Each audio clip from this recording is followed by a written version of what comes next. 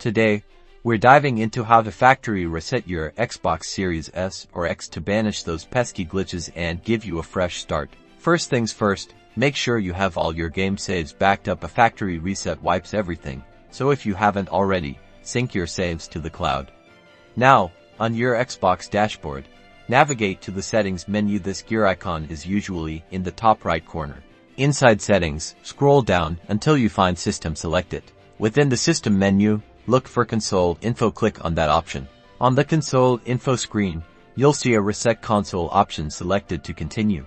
You'll now be presented with two choices: reset and keep my games and apps, and reset and remove everything. The first option removes the OS and all potentially corrupted data while keeping your content installed, which might fix some issues. The second option, which we're interested in for a full reset, removes everything on your console. This is the nuclear option, giving you truly a fresh start. If you're selling your console or need a truly clean slate, choose reset and remove everything. Pay close attention to the warning about all data being erased and confirm your choice. The Xbox will then begin the factory reset process, which may take a while. Just be patient and let it do its thing.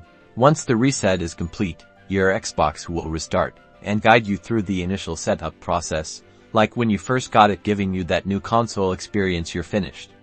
Your Xbox Series S or X is now back to factory settings.